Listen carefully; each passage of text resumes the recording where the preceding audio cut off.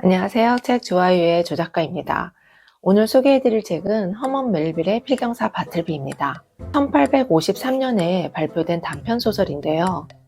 이 시기는 월스트리트가 형성되고 주식 거래가 미 전역으로 확대된 시기였는데요. 부동산, 주식 등 온갖 행정 서류가 늘어남에 따라 변호사의 업무도 늘어나고 글을 도는 필경사의 수요도 급증했던 시기입니다. 소설 속 화자는 월스트리트에서 부자들의 재산을 관리해주는 변호사인데요. 그도 일이 많아지자 필경사 한 명을 더 고용하게 됩니다. 그가 바로 바틀비입니다. 창백하고 말수가 적어서 하루 종일 필사만 기계적으로 하는 그런 사람이었는데요. 어느 날 변호사가 원본과 필사본을 대조할 일이 생겨 그 일을 시킵니다. 하지만 바틀비는 전 그러지 않는 편이 좋겠습니다 하고 거절을 하죠. 변호사는 내심 이상한 사람이다 라고 생각을 하고 그냥 지나치지만 그 다음에 또 이와 같은 일을 시켰을 때 바틀비는 전 그러지 않는 편이 좋겠습니다. 또 거절을 합니다. 아주 사소한 일에도 매번 거절을 하자 우울증이 있는 건 아닌지 그 영혼에 무슨 문제가 있는 건 아닌지 의심하게 되는데요. 또한 바틀비가 출퇴근을 하지 않고 사무실에서 기거한다는 사실을 알고 깜짝 놀랍니다. 그래서 무슨 사정인지 물어보지만 그는 대답하지 않는 편이 좋겠습니다 라고 말합니다. 그의 태도에 다른 직원들의 불만도 많아지자 변호사는 바틀비를 해고하게 되는데요. 하지만 그는 사무실을 떠나기는커녕 떠나지 않는 편이 좋겠습니다 라며 사무실에 눌러앉습니다. 결국 변호사가 사무실을 이전하게 됩니다. 바틀비가 그 사무실을 나가지 않자 새 입주자는 경찰에 신고하게 되는데요. 바틀비는 불황자 보호소로 가게 됩니다. 변호사는 연락을 받고 감옥에 있는 바틀비를 면회를 가는데요.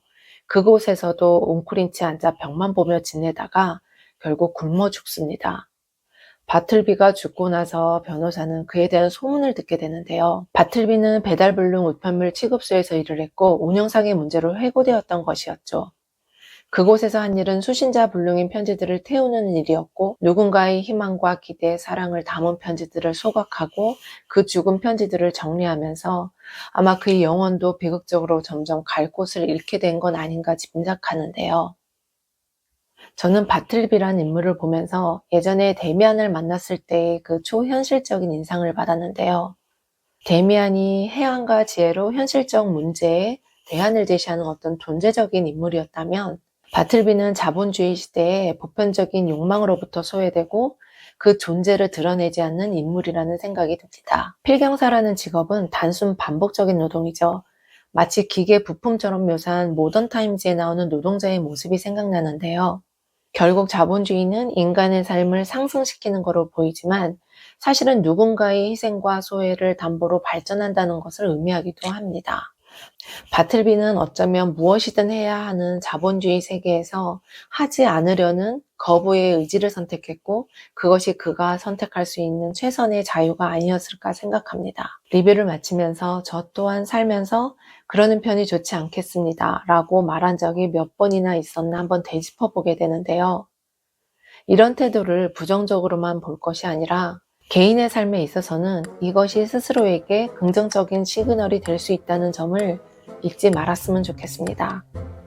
오늘의 리뷰는 여기서 마치겠습니다. 다음 이 시간에 다시 찾아뵙겠습니다. 감사합니다.